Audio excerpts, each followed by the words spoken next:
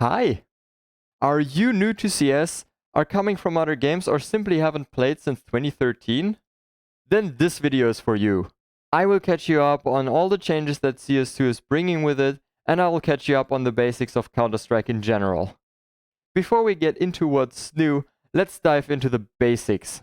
When we talk about CS, we don't actually mean the game as a whole. What we usually mean is the competitive 5v5 bomb defusal mode. All the other modes like hostage rescue or team deathmatch are either for filthy casuals or just for warm-up. Speaking of warm-up, before you jump into a competitive match, you should be familiar with the following mechanics: weapon accuracy, spray control, counter-strafing, grenades economy, and the bomb defusal game mode. This sounds like a lot, but don't be intimidated. You can learn most of these things by just watching or playing one or two matches on your own.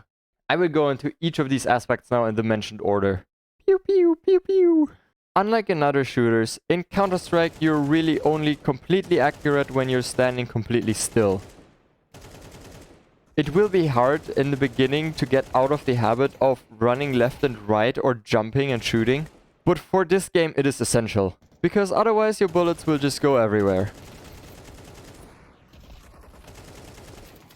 This also counts for sniper rifles, by the way. Exceptions to this rule are pistols, shotguns, and SMGs. They are still not completely accurate while moving, but especially close range, they are fast and deadly. Little side note, crosshair placement is crucial and the fastest way to good aim. Aim for the head, even if it's hard. Brrrah. Every weapon in Counter-Strike has a so-called spray pattern. This refers to the recoil of every gun. Generally, they are quite similar, yet unique in their own ways. Most of the time it's a reverse 7, as you can see here. But instead of telling you to go and learn every single spray pattern, I'm going to actually give you some useful advice. If you pull straight down for the first 10 bullets or so, and then only adjust left and right from there, in 90% of the situations it's going to be enough to get you the kill. Again, it might take a game or two to get used to it, but most people get the hang of it pretty quickly. If you really want to go in depth with it, there are workshop maps that detail how exactly control every gun. Oh, and pellet impacts of shotguns are always the same except when moving. Meow. The last two things were mechanics that Valorant players should be quite familiar with, but strafing is the first big difference. Chances are, if you've played CS back in the day casually, you probably don't even know what this is. What counter-strafing refers to is the mechanical skill to stop your character and be accurate instantly. Let me explain. When you go into any direction, front, back, left to right, and let go of your keys to stop and be accurate, you will not be immediately accurate. There is a little bit of a drift, so to say. But you can counteract this, and that action is called counter-strafing. So, to be accurate instantly, you will have to tap into the opposite direction. The example here would be, if you go to the left, you tap right to be accurate instantly, very shortly. Practicing this is as simple as standing in front of a wall, strafing left and right, and shooting in between. This is one of those skills that are the definition of easy to learn but hard to master. This is the part where I cannot get around the new changes anymore. With the exception of flashes and decoys, you kind of have a rock, paper, scissors scenario going on here. Molotovs can be extinguished using a smoke grenade.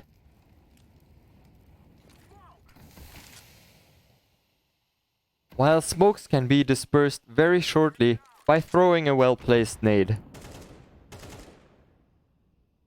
Smokes are arguably the most boring but the most important nade at the same time, because your enemy cannot see what's behind it, and if he dares to push through it, you will be able to see him first. They last about 18 seconds, which makes them incredibly valuable the longer the round goes on. Molotovs can clear annoying corners and last around 7 seconds, which is more than enough time to kill them, even with 100 HP. But be careful with how you throw them, because they can explode in mid-air if you throw them too high.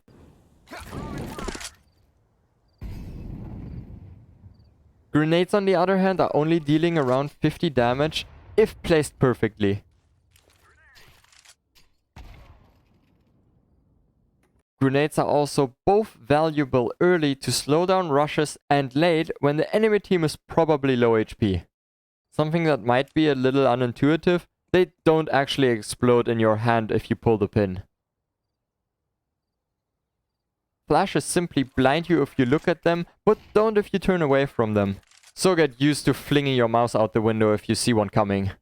Decoys are the most useless of the bunch. They make the sound of your primary gun or secondary if you don't have a primary. One use for them would be fake flashing, because they look exactly like a flash and sound like one.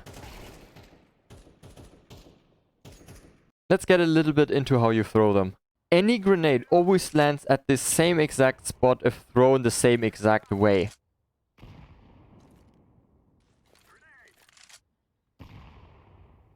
There is 4 main ways of throwing them, not counting any variation in between. Left click, which is just the normal throw. Middle click, which is when you press both your left mouse button and right mouse button, causing it to throw not quite as far. Right click, which makes it basically drop in front of your feet. And jump throwing, which can be done by pulling the pin of the grenade and throwing it while you're jumping up in the air. In Counter-Strike 2, your character will make a noise when done correctly, confirming that you in fact have done a jump throw. If you want to learn how to throw grenades, either run around the workshop map with infinite grenades and test it out yourself, or look at YouTube tutorials. In cs2, there is no skybox, so you can throw almost every nade from spawn, and there probably will be a video for it as well.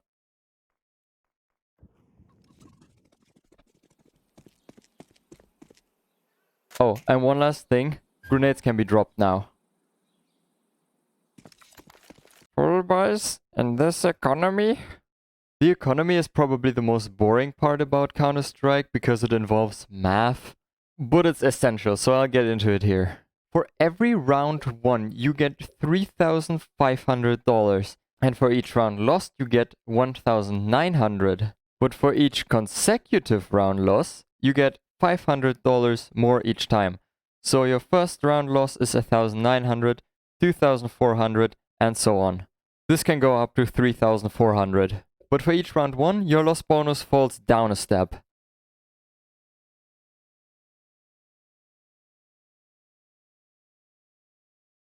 Other than that, there are 3 concepts you will need to know. Eco, Force, and Full Buy. An eco round is a round where you buy almost nothing. The point of this is to give the enemy a potential round to buy the best guns the round after. But don't throw these, because even here you can potentially win the round with some sick plays. Forces on the other hand you do when you're on a big losing streak and you do not get enough money for an M4 or an AK the next round. So instead you invest everything into pistols, SMGs, shotguns or similar to stop the enemy's momentum. This typically happens when you invest down to $0 and then lose the round, leaving you with 1,900 only, which is not enough to buy the next round even if you eco. Lastly, there's the heart of Counter-Strike, the full buys. When you are winning or you have just saved, you now have enough money to buy the good stuff.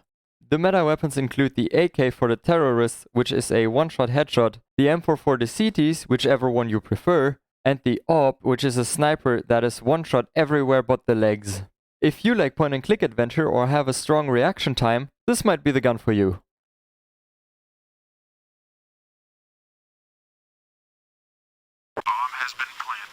Like I said at the beginning of this video, this is the main game mode you will be playing. It is first to 13 rounds. You start on one side and then switch after 12, giving both teams the opportunity to attack and defend. Terrorists have to plant the bomb on one of the 2 sides, while the CTs have to defend it.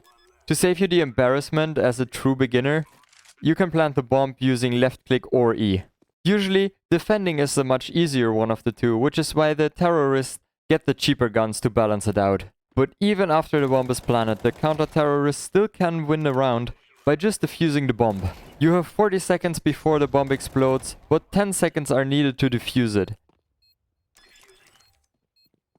Now is also probably a good point to talk about equipment. The defuse kit halves the time you need to defuse a bomb, making it 5 instead of 10 seconds. It can be picked up from dead teammates, so make sure you have 1 or 2 in each full buy round at least.